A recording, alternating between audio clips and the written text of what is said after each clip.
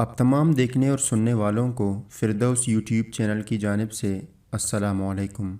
नाजरीन, इस वीडियो में हम आपको तुर्की की मौजूदा सदर रजब तैयब एर्दोगान के इस्तांबुल की गलियों में शरबत बेचने से लेकर सदर बनने तक का सफ़र के बारे में बताएंगे। मोअज़्ज़िज़ नाजरीन, अल्लाह ताला हर दौर में ऐसी हस्ती और शख्सियत को उबारते हैं जो उम्मत मुस्लिमा और दीन व मज़हब की दिफा की जंग लड़ता है।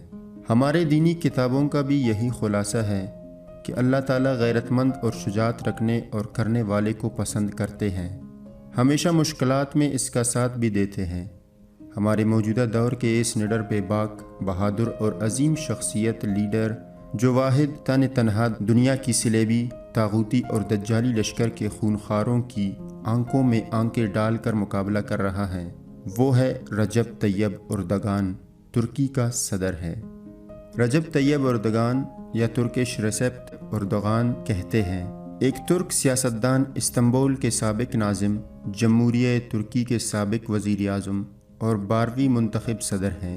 रजब तैयब एर्दोगान 28 अगस्त 2014 से सदारत के मनसब पर फाइज और जस्टिस एंड डेवलपमेंट पार्टी तुर्की AKP के सरबराह हैं, जो तुर्क पार्लिमान में अक्सरियत रखती है। इसकी पैदाइश 26 फरवरी 1956 में इस्तांबुल में हुई। इनके ख़ानदान का ताल्लुक़ तुर्की के शुमाल मशरिक़ में वाक़े रीज़ा नामी शहर से था। इब्तदाई तालीम मदरसा कासिम पाशा से हासिल की और 1965 में वहाँ से फ़राग़त हासिल की। इसके बाद इस्तांबुल इमाम ख़तीब हाई स्कूल में माहिरीन से तालीम हासिल की और 1973 में मैट्रिक पास किया।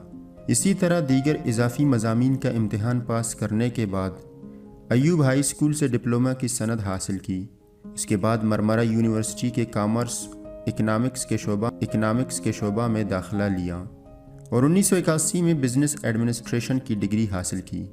रजब तैयब एर्दोगान अपनी इब्तदाई जवानी से मजबूत इज्तिमाई और सियासी ज़िंदगी की जद्दोजहद की वजह से मशहूर थे और उन्होंने 1969 से लेकर 1982 तक यानी 14 साल के दरमियानी हिस्सा में अपनी टीम के साथ इज्तिमाई काम के तजुर्बा की रोशनी में सलीका अमल और डिसिप्लिन सीखा।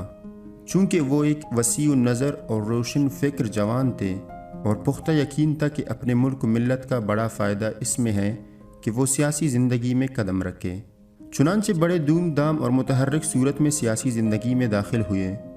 रजब तैयब एर्दोगान 1983 में रफ़ा पार्टी की तासीस के साथ बड़ी ताकत के हमरा मैदान में उतरे और 1984 में इस्तांबुल के ज़िला बायोगलो की एक तहसील के सदर बन गए। फिर इस्तांबुल शहर सदर बन गए और 1985 में रफ़ा मरकज़ी करारदाद कमेटी के रुकन मुकर्रर पाए। इसी अरसा में तैयब एर्दोगान ने बड़े पैमाने पर कोशिशें किए, ख़ुसूसन जवानों और औरतों को सियासत की तरफ राग़िब किया। इस दौरान मुआशरे में सियासत की तरवीज और कौमी मफादात के लिए अहम इक़दामात उठाए और यही वजह थी कि उनके इक़दामात के नतीजे में नई तंजीम रफ़ा पार्टी ने वाज़े बरतरी हासिल की। इस पार्टी ने 1989 में ज़िला बायोगलो के लोकल इलेक्शन में बड़ी कामयाबी हासिल की और ये मुल्की सियासत में काबिल तकलीद समझी जाने लगी। 27 मार्च 1994 में होने वाले लोकल इलेक्शन में रजब तैयब एर्दोगान मुल्क के सबसे बड़े शहर इस्तांबुल के गवर्नर मुंतखब हुए। उस वक्त इस्तांबुल का शुमार दुनिया के उन शहरों में होता था जहाँ न अमन कायम था और न ही तरक्की थी। इस शहर में जहाँ पानी बरकी की किल्लत थी, वही कूड़ा करकट और कचरे का मसला था। इन जैसे बहुत सारे बड़े बड़े मसाइल हल करने का ऐसा हल निकाला कि देखते ही देखते दुनिया के खूबसूरत शहरों में से उसे एक बना दिया और 1994 से 1998 तक इस्तांबुल के मेयर रहे। 1997 में रजब तैयब एर्दोगान ने सीरत शहर के एक जलसे आम में दौरान खिताब एक शेरी मिसरा पढ़ा, जिसके अल्फाज ये थे, गुंबद हमारी जंगी टोपियाँ है, मस्जिदें हमारी फ़ौजी चावानियाँ हैं, सालेह मुसलमान हमारे सिपाही हैं, कोई दुनियावी ताकत हमें शिकस्त नहीं दे सकती। इस जलसे आम के बाद महज इस शेरी मिसरे की वजह से 12 दिसंबर 1997 को जेल जाना पड़ा, जिसके नतीजे में उन्हें तुर्की के बड़े शहर इस्तांबुल के गवर्नर से माजूल कर दिया गया और 2001 में अब्दुल्ला गुल के इत्तेहाद में जस्टिस एंड डेवलपमेंट पार्टी बनाई। लेकिन शहर सीरत की जलसे आम के मुकदमे की वजह से रजब तैयब एर्दोगान नवंबर 2002 के इंतखाबात में उम्मीदवार न बन सके।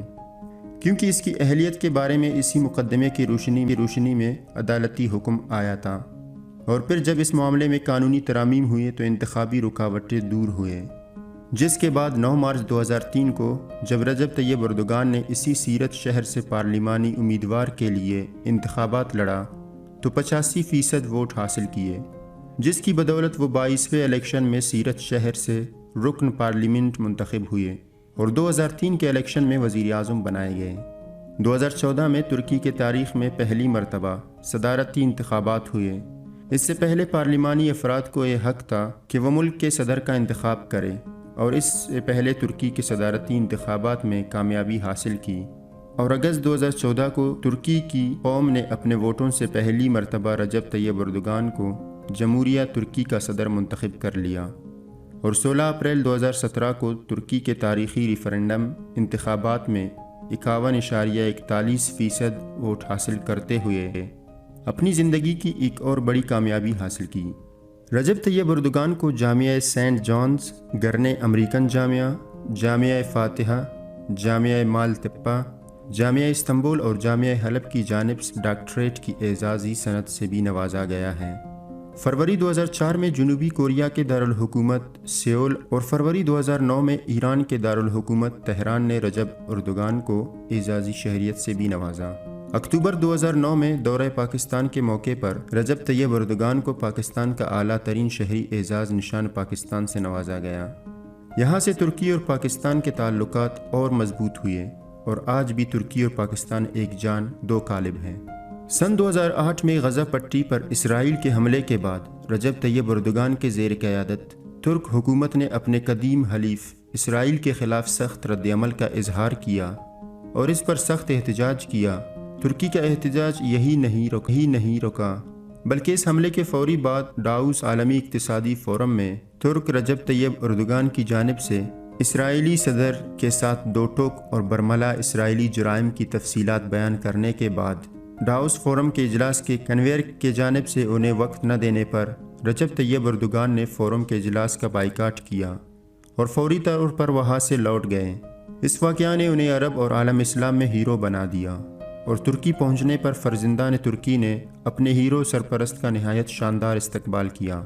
اس کے بعد 31 مئی بروز پیر 2010 کو محصور غزہ پٹی کے لیے امدادی سامان لے کر جانے والے آزادی بیڑے پر اسرائیل کے حملے میں 9 ترک شہریوں کی ہلاکت کے بعد پھر ایک بار اردوغان عالم عرب میں ہیرو بن کر ابھرا، اور عوام سے لے کر حکومتوں اور ذرائع ابلاغ نے ترکی اور ترک رہنما رجب طیب اردوغان کے فلسطینی مسئلے خاص طور پر غزہ پٹی کے حصار کے خاتمے کے لیے، اور متعدد عرب صحافیوں نے انہیں قائد منتظر قرار دیا، اور وہ واحد وزیر اعظم ہیں جنہوں نے بنگلہ دیش میں جماعت اسلامی کے رہنما کی پانسی پر ترکی کے سفیر کو واپس بلانے کا اعلان کیا۔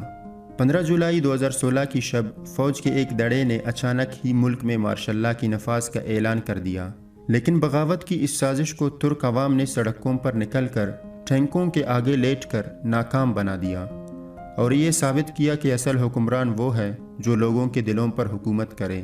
اس کے بعد رجب طیب اردوغان نے ایک عوامی ریفرنڈم کے ذریعے ترکی میں صدارتی نظام کے لیے ریفرنڈم کروایا، جس کی کامیابی کے بعد ترکی میں اب صدارتی نظام رائج ہے۔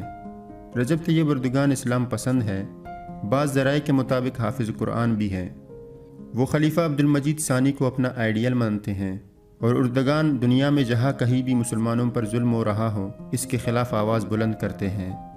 طیب اردوغان 6 اگست 2023 میں معاہدہ لوازن کے ختم ہونے کے بعد خلافت عثمانیہ قائم کریں گے، جس میں بہت سے اسلامی ممالک شرکت کریں گے، اور مسلمان دوبارہ خلافت عثمانیہ قائم کر کے اپنا عظیم مقام بحال کریں گے۔ اور یوں لگتا ہے کہ رجب طیب اردوغان 6 اگست 2023 میں معاہدہ لوازن کے ختم ہونے کے بعد خلافت عثمانیہ قائم کریں گے، اور دعا ہے کہ اللہ تعالیٰ اسلام کے اس ہیرو اور مرد مجاہد کو یہ توفیق دے کہ وہ اس معاہدے کو پورا کرے تاکہ ایک دفعہ پھر سلطنت عثمانیہ زندہ پائندہ ہو۔